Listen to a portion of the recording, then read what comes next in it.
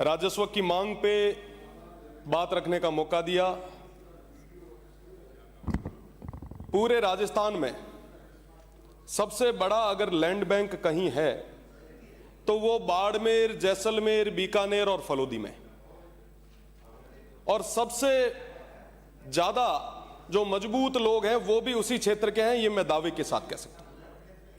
क्योंकि उस काल अकाल के उस दौर में 65 और 71 के उस दौर में उस अंतर्राष्ट्रीय सीमा को अगर मजबूत करने का काम किया तो वहां के लोगों ने किया।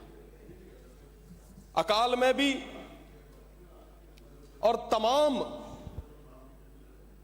प्राकृतिक जो समस्याएं रही, अवरुद्ध रहे, उसमें भी देश को मजबूत करने का काम वहां के लोगों ने किया। पर आज उन लोगों के क्या हाल है? पिछले 700-800 सालों से जो जमीनें जो पूर्वजों ने शीश कटा के बचाई थी, आज अपने ही देश में उन्हें बचाने के लिए, अपने ही प्रदेश में उन जमीनों को, उन ओरणों को बचाने के लिए हमें संघर्ष करना पड़ रहा है। माननीय सभापति महोदय, अगर मैं राजस्थान की बात करूं तो 25,000 ओरणे हैं। लगभग अगर भूभाग के हिसाब से देखें तो 6 लाख हेक्टर जमीनें जो है ओरणों के रूप में हमारे पूर्वजों ने संरक्षित करके रखी थी। अगर मैं मारवाड़ की बात करूं तो 9,053 गांवों में 3,017 ओरणे हैं, जिनमें से 100 प्रमुख ओरणे सिर्फ एक जैसलमेर में। गाय जिसकी बात हम करते हैं, सनातन में करते हैं, अगर ये ओरण गोचर खत्म हो गई तो हमारी वो गोवंश कहां जाएगी? हम जिस अहिंसा की बात करते हैं, सभापति महोदय आपके पीछे हमारे महात्मा गांधी की फोटो है। आज उन्हीं के देश में जहां ओरणों को बचाने के लिए संघर्ष किया गया, उन्हीं के देश में आज के समय में ओरणों को पूरी तरीके से खत्म किया जा रहा है। हमारे वहां कहा जाता है साहब, घी डोलियो तो कहीं कोन पर पानी डोले तो जीव बढ़े। आज वो ओरण गोचर जिसके अंदर कई सारे हमारे तालाब है, आगोर हैं, आज उनको पूरी तरीके से खत्म किया जा रहा है। ये बहुत गंभीर विषय है और आज उनको लेके कोई बात करना नहीं चाह रहा। उन ओरण गोचर को लेके किसी तरीके की कोई पॉलिसी नहीं है। आप सीधा जमीनें अलॉट कर रहे हैं। जब एक्साइज की पॉलिसी है, हर एक डिपार्टमेंट की, दारू जैसे डिपार्टमेंट की आपने पॉलिसी बना रखी, तो लैंड अलॉटमेंट की आप कोई पॉलिसी क्यों नहीं बना रहे? आपके हर कैबिनेट मीटिंग में आपने लैंड अलॉट की है। ये जमीनें किसकी है साहब? ये कौन लोग हैं? आज विकास के नाम पे उन तमाम लोगों का गला क्यों घोंटा जा रहा है, मैं प्रदेश की सरकार से पूछना चाहूंगा। एक समय था जब कोई भी लैंड अलॉट होती तो उससे पहले पंचायत से एनओसी ली जाती थी। धीरे धीरे खेल बड़ा होता गया, एनओसी एसडीएम के पास से ली जाने लगी। फिर पता चला कलेक्टर्स को, साहब ये तो बड़ा मामला है, कलेक्टर एनओसी देने लगे। अब जब पता चला कि साहब ये तो बहुत बड़ा मामला है, तो अब एनओसी जयपुर से आने लगी। क्यों साहब? उन लोगों के साथ इस तरीके का कुठाराघात क्यों? बिना भौतिक सत्यापन किए आप जमीनें दे रहे हैं। मैं रामगढ़ की बात करूंगा। रामगढ़ में डालमिया कंपनी को आपने वो जमीन दी जिसके अंदर 80 घर चले गए। साहब वो लोग कहां जाएंगे? उनकी बात कौन करेगा? वो कौन लोग हैं? वो लोग हैं जिन्होंने इस भारत माता के लिए, उस बॉर्डर को मजबूत करने के लिए अपने शीश दिए, पर उनकी बात कोई नहीं करेगा साहब। क्योंकि साहब उनकी किसको परवाह पड़ी है साहब? ठीक है, कुछ लोग चिल्लाएंगे, धरने देंगे। सरकारों से मेरा निवेदन है, चाहे वो पक्ष हो चाहे विपक्ष हो, ये वो लोग हैं जो हमें जिता के यहां तक भेजते हैं। हमें ना कोई कंपनी यहां पे भेज सकती है, ना कोई बड़ी उपक्रम, कोई सरकारी उपक्रम यहां पे बना के हमें भेजेगा। वो लोग रहेंगे तो हम रहेंगे। मेरा विशेषकर निवेदन है प्रदेश की सरकार से कि इस और सोचें, और वो तमाम लोग जो फेंसिंग से पहले भी उस बॉर्डर को मजबूत करने का जिन्होंने काम किया, आज वो बॉर्डर खाली करके बाहर जा रहे हैं, पलायन हो रहा है। उस पलायन को रोकने के लिए, इस गोचर ओरण को बचाने के लिए, इस अनैतिक अलॉटमेंट को रोकने के लिए आप एक विशेष नीति बनाएं। मेरा निवेदन है, पशुधन जो लगभग आप लोग जयपुर में मीना बैठा हो ना, हमेशा बात करो कि साहब देसी घी जीमणु है, वो देसी घी था रुआ बॉर्डर माथे आवा है। आज अगर इस तरीके से लैंड अलॉट होती गई, ये गोचर ओरण खत्म होती गई, अगर ये गोवंश खत्म हो गया, तो आने वाली पीढ़ी आपके देसी दूध और देसी घी के लिए तरसने लग जाएगी। ये साहब बहुत बड़ी समस्या है। इसके बारे में ये पक्ष विपक्ष का मसला ही नहीं है साहब, ये पक्ष विपक्ष का मसला नहीं है, ये इंटरनेशनल बॉर्डर का इश्यू है। मैं आपको निवेदन करना चाहूंगा, डीएनपी, आप लोग एक तरफ लाखों बीघा जमीन अलॉट कर रहे हैं, दूसरी तरफ 4 अगस्त 1980 को एक अधिसूचना आती है डीएनपी के रूप में, एक बड़े भूभाग को आपने रिजर्व कर दिया। आज देखें कि वो तमाम लोग 45 सालों से भी अधिक समय हो गया मूलभूत सुविधाओं के लिए तरस रहे हैं, उनकी 1% भी आबादी विस्तार नहीं हुई।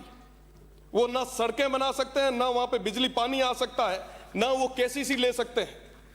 अगर मैं बात करूं प्रधानमंत्री आवास की, तो आज के समय में वहां पे आवास तक नहीं बन सकता। एक तरफ तो आप लाखों बीघा जमीनें उनको दे रहे हैं, और दूसरी तरफ वो तमाम लोग जो 45 सालों से आपकी तरफ एक बड़ी उम्मीद के साथ देख रहे हैं। आज के समय में उनका परिवार बढ़ रहा है, पर उसकी चिंता कौन करे साहब? कोई बात करने के लिए तैयार नहीं। स्कूल, अस्पताल, मोबाइल, इंटरनेट से लेके तमाम चीजों के लिए, मूलभूत सुविधाओं के लिए वो लोग तरस रहे हैं। आप ये जो विकास के नाम पे विनाश कर रहे हैं ना साहब, आज हर गांव में, कई माननीय सदस्य पहले भी बोल चुके हैं, आज के समय में हर कॉन्स्टिट्यूंसी की यह स्थिति है कि हर जगह मल्टीनेशनल कंपनीज बड़े बड़े टावर, हाई टेंशन लाइंस लगा रही है। आप लोगों के पास आते भी होंगे साहब, उनकी बात कौन सुनेगा? वो किसान जो मजबूर है, उसको आज लाठी के जोर से दबाया जा रहा है। आज जरूरत है कि हम उनकी बात को सुने। सोलर जरूरी है, विकास जरूरी है, पर साहब उसके लिए कोई अलॉटमेंट, कोई पॉलिसी तो आप ले आओगे ना। आप रोजगार दे रहे हो ना, बिजली को लेके आपका कोई स्पष्ट रुख है, किस तरीके से आप करेंगे साहब? ये आखिर कब तक चलेगा? मेरा निवेदन है कि कई सारे गांव, जिनमें मुख्य रूप से रागवा, सेहुआ, जोगा, तेजपाड़ा, सोनू, सांखला, सुल्ताना, अर्जुना, घंटियाड़ी, रामला, साधना, भोजराजी की ढाणी, हेमा, नेतसी, पारेवर, ये सारे वो गांव ऐसा जो आज पलायन पे मजबूर हो चुके हैं। मैं अगर बात करूं, रोहिड़ी, पांचला, मोती की बेरी, सुंदरा, हटार, लुणार, फुलिया, करड़ा, पोछीना, ये तमाम गांव आज खाली होने पे मजबूर हो गए साहब। अब सीमेंट एजेंसियों को, कंपनियों को लाखों बीघा जमीनें दे रहे हैं, वहीं दूसरी तरफ हमारे वो तमाम घुमंतु, अर्ध घुमंतु लोग हैं, उनको आप रहने के लिए जमीन तक नहीं दे रहे। मैं बात करूंगा बावरी समाज की, मैं बात करूंगा गार्डिया लोहार समाज की, बंजारा समाज की, गवारिया समाज की, कालबेलिया समाज की, जोगी समाज की, भाट समाज की, रबारी और रायका समाज की, गरडिया समाज की, सरगरा समाज की, ये तमाम लोग जो आज भी आपकी तरफ उम्मीद के साथ देख रहे हैं कि साहब हमें जमीन देंगे, पर नहीं, हम इनको जमीन नहीं देंगे। आज प्रदेश की सरकार की क्या मजबूरियां हैं कि मल्टीनेशनल कंपनीज के आगे घुटनों पे बैठी है। आज प्रदेश की सरकार की क्या स्थिति बनी है कि इस प्रदेश को गिरवी रख रहे हैं। मैं प्रदेश की सरकार से पूछना चाहूंगा कि इन तमाम मल्टीनेशनल कंपनीज ने ऐसा कौन सा दबाव बनाया है जिसकी वजह से आप मुख्य दर्शक होकर बैठे हैं। आप खेजड़ी पे बिल लाने की आपने बात कही, आखिर कब तक आप उन तमाम लोगों को गुमराह करेंगे? आप वो बिल कब लाएंगे? प्रदेश की जनता पूछ रही है आपसे। आपने एक आदेश निकाला कि साहब हम पूरे तरीके से संकल्पित है कि खेजड़ी का पेड़ नहीं कटेगा। अरे साहब, अगर आप वाकई इतने संवेदनशील होते, आप अध्यादेश लाते, आप कहते कि हम पूरे तरीके से दृढ़ संकल्पित हैं, अगर कोई पेड़ काटेगा तो निश्चित रूप से उसके खिलाफ कार्रवाई होगी। आपने एक ऑर्डर निकाल दिया। आप बताएं कि साहब कलेक्टर किस आधार पर उस खेजड़ियों को काटने से रोकेगा? टेंडेंसी एक्ट में आपने अभी भी जुर्माना वही का वही रखा है। 1% भी खेजड़ी कटाई नहीं रुकी है। प्रदेश की सरकार और माननीय मंत्री जी, जब भी आप बोलें, मेरा निवेदन है कि आप स्पष्ट भी करें कि प्रदेश की सरकार वो बिल कब लाने वाली है। साथ ही साथ पारेवर गांव और तमाम इन गांवों में जो समस्या हो रही है, इसकी और निश्चित रूप से कड़ा कदम उठाने की जरूरत है। ये अनैतिक तरीके से जो अलॉटमेंट कर रही है प्रदेश की सरकार, मैं निवेदन करना चाहूंगा कि आप समय रहते इन तमाम चीजों को गंभीरता से लें, वरना बाड़मेर, जैसलमेर, बीकानेर और इंटरनेशनल बॉर्डर से तमाम वो लोग अगर आगे आ गए तो जयपुर की ये सड़कें जाम हो जाएगी, तमाम लोगों को निकलने के लिए जगह नहीं रहेगी। मेरा निवेदन है कि प्रदेश की सरकार स्पष्ट रुख ले और कहे कि हम बॉर्डर को मजबूत करने के लिए दृढ़ संकल्पित है। मेरा निवेदन कि इन तमाम विषयों पे बात करने की जरूरत है। मल्टीनेशनल कंपनीज के आगे घुटने मत टेको, मजबूती से आप बात रखो, हम आपके साथ में हैं। धन्यवाद। धन्यवाद। राजस्व की मांग पे बात रखने का मौका दिया। पूरे राजस्थान में सबसे बड़ा अगर लैंड बैंक कहीं है तो वो बाड़मेर, जैसलमेर, बीकानेर और फलोदी में, और सबसे ज्यादा जो मजबूत लोग हैं वो भी उसी क्षेत्र के हैं, ये मैं दावे के साथ कह सकता हूं। क्योंकि उस काल अकाल के उस दौर में 65 और 71 के उस दौर में उस अंतर्राष्ट्रीय सीमा को अगर मजबूत करने का काम किया तो वहां के लोगों ने किया। अकाल में भी और तमाम प्राकृतिक जो समस्याएं रही, अवरुद्ध रहे, उसमें भी देश को मजबूत करने का काम वहां के लोगों ने किया। पर आज उन लोगों के क्या हाल है? पिछले 700-800 सालों से जो जमीनें जो पूर्वजों ने शीश कटा के बचाई थी, आज अपने ही देश में उन्हें बचाने के लिए, अपने ही प्रदेश में उन जमीनों को, उन ओरणों को बचाने के लिए हमें संघर्ष करना पड़ रहा है। माननीय सभापति महोदय, अगर मैं राजस्थान की बात करूं तो 25,000 ओरणे हैं लगभग। अगर भूभाग के हिसाब से देखें तो 6 लाख हेक्टर जमीनें जो है ओरणों के रूप में हमारे पूर्वजों ने संरक्षित करके रखी थी। अगर मैं मारवाड़ की बात करूं तो 9,053 गांवों में 3,017 ओरणे हैं, जिनमें से 100 प्रमुख ओरणे सिर्फ एक जैसलमेर में। गाय जिसकी बात हम करते हैं, सनातन में करते हैं, अगर ये ओरण गोचर खत्म हो गई तो हमारी वो गोवंश कहां जाएगी? हम जिस अहिंसा की बात करते हैं, सभापति महोदय आपके पीछे हमारे महात्मा गांधी की फोटो है। आज उन्हीं के देश में जहां ओरणों को बचाने के लिए संघर्ष किया गया, उन्हीं के देश में आज के समय में ओरणों को पूरी तरीके से खत्म किया जा रहा है। हमारे वहां कहा जाता है साहब, घी डोलियो तो कहीं कोन पर पानी डोले तो जीव बढ़े। आज वो ओरण गोचर जिसके अंदर कई सारे हमारे तालाब है, आगोर हैं, आज उनको पूरी तरीके से खत्म किया जा रहा है। ये बहुत गंभीर विषय है और आज उनको लेके कोई बात करना नहीं चाह रहा। उन ओरण गोचर को लेके किसी तरीके की कोई पॉलिसी नहीं है। आप सीधा जमीनें अलॉट कर रहे हैं। जब एक्साइज की पॉलिसी है, हर एक डिपार्टमेंट की, दारू जैसे डिपार्टमेंट की आपने पॉलिसी बना रखी, तो लैंड अलॉटमेंट की आप कोई पॉलिसी क्यों नहीं बना रहे? आपके हर कैबिनेट मीटिंग में आपने लैंड अलॉट की है। ये जमीनें किसकी है साहब? ये कौन लोग हैं? आज विकास के नाम पे उन तमाम लोगों का गला क्यों घोंटा जा रहा है, मैं प्रदेश की सरकार से पूछना चाहूंगा। एक समय था जब कोई भी लैंड अलॉट होती तो उससे पहले पंचायत से एनओसी ली जाती थी। धीरे धीरे खेल बड़ा होता गया, एनओसी एसडीएम के पास से ली जाने लगी। फिर पता चला कलेक्टर्स को, साहब ये तो बड़ा मामला है, कलेक्टर एनओसी देने लगे।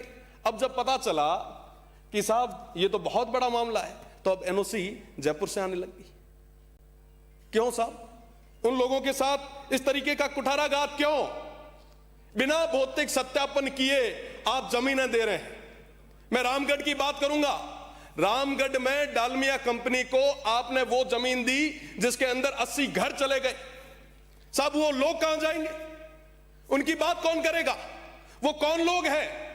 वो लोग हैं जिन्होंने इस भारत माता के लिए, उस बॉर्डर को मजबूत करने के लिए अपने शीश दिए, पर उनकी बात कोई नहीं करेगा साहब। क्योंकि साहब उनकी किसको परवाह पड़ी है साहब? ठीक है, कुछ लोग चिल्लाएंगे, धरने देंगे।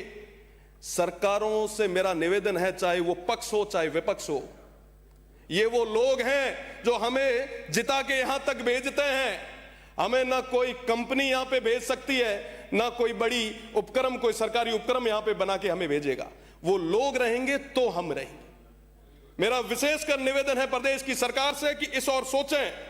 और वो तमाम लोग जो फेंसिंग से पहले भी उस बॉर्डर को मजबूत करने का जिन्होंने काम किया, आज वो बॉर्डर खाली करके बाहर जा रहे हैं, पलायन हो रहा है। उस पलायन को रोकने के लिए, इस गोचर ओरण को बचाने के लिए, इस अनैतिक अलॉटमेंट को रोकने के लिए आप एक विशेष नीति बनाएं। मेरा निवेदन है, पशुधन जो लगभग आप लोग जयपुर में मीना बैठा हो, हमेशा बात करो कि साहब देसी घी जीमणु है, वो देसी घी था रुआ बॉर्डर माथे आवा। आज अगर इस तरीके से लैंड अलॉट होती गई, ये गोचर ओरण खत्म होती गई, अगर ये गोवंश खत्म हो गया, तो आने वाली पीढ़ी आपके देसी दूध और देसी घी के लिए तरसने लग जाएगी। ये साहब बहुत बड़ी समस्या है। इसके बारे में ये पक्ष विपक्ष का मसला ही नहीं है साहब, ये पक्ष विपक्ष का मसला नहीं है, ये इंटरनेशनल बॉर्डर का इश्यू।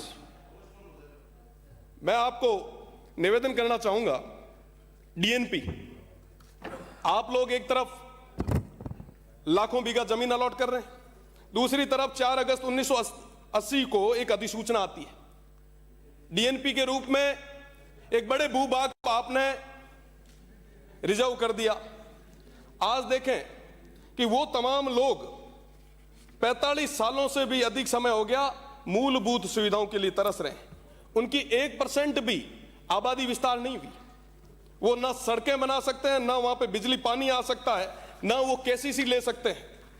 अगर मैं बात करूं प्रधानमंत्री आवास की, तो आज के समय में वहां पे आवास तक नहीं बन सकता।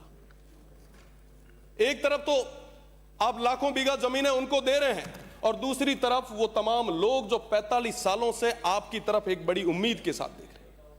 आज के समय में उनका परिवार बढ़ रहा है, पर उसकी चिंता कौन करे साहब? कोई बात करने के लिए तैयार नहीं। स्कूल, अस्पताल, मोबाइल, इंटरनेट से लेके तमाम चीजों के लिए, मूलभूत सुविधाओं के लिए वो लोग तरस रहे हैं। आप ये जो विकास के नाम पे विनाश कर रहे हैं ना साहब, आज हर गांव में, कई माननीय सदस्य पहले भी बोल चुके हैं, आज के समय में हर कॉन्स्टिट्यूंसी की ये स्थिति है कि हर जगह मल्टीनेशनल कंपनीज बड़े बड़े टावर, हाई टेंशन लाइंस लगा रही। आप लोगों के पास आते भी होंगे साहब, उनकी बात कौन सुनेगा? वो किसान जो मजबूर है, उसको आज लाठी के जोर से दबाया जा रहा है। आज जरूरत है कि हम उनकी बात को सुनें। सोलर जरूरी है, विकास जरूरी है, पर साहब उसके लिए कोई अलॉटमेंट, कोई पॉलिसी तो आप ले आओगे ना। आप रोजगार दे रहे हो ना, बिजली को लेके आपका कोई स्पष्ट रुख है, किस तरीके से आप करेंगे साहब? ये आखिर कब तक चलेगा? मेरा निवेदन है कि कई सारे गांव, जिनमें मुख्य रूप से रागवा, सेहुआ, जोगा, तेजपाड़ा, सोनू, सांखला, सुल्ताना, अर्जुना, घंटियाली, रामला, साधना, भोजराजी की ढाणी, हेमा, नेतसी, पारेवर, ये सारे वो गांव ऐसा जो आज पलायन पे मजबूर हो चुके हैं। मैं अगर बात करूं, रोहिड़ी, पांचला, मोती की बेरी, सुंदरा, हटार, लुणार, फुलिया, करड़ा, पोछीना, ये तमाम गांव आज खाली होने पे मजबूर हो गए साहब। अब सीमेंट एजेंसियों को, कंपनियों को लाखों बीघा जमीनें दे रहे हैं। वहीं दूसरी तरफ हमारे वो तमाम घुमंतु, अर्ध घुमंतु लोग हैं, उनको आप रहने के लिए जमीन तक नहीं दे रहे। मैं बात करूंगा बावरी समाज की, मैं बात करूंगा गार्डिया लोहार समाज की, बंजारा समाज की, गवारिया समाज की, कालबेलिया समाज की, जोगी समाज की, भाट समाज की, रबारी और रायका समाज की, गरडिया समाज की, सरगरा समाज की। ये तमाम लोग जो आज भी आपकी तरफ उम्मीद के साथ देख रहे हैं कि साहब हमें जमीन देंगे, पर नहीं, हम इनको जमीन नहीं देंगे। आज प्रदेश की सरकार की क्या मजबूरियां हैं कि मल्टीनेशनल कंपनीज के आगे घुटनों पे बैठी है। आज प्रदेश की सरकार की क्या स्थिति बनी है कि इस प्रदेश को गिरवी रख रहे हैं।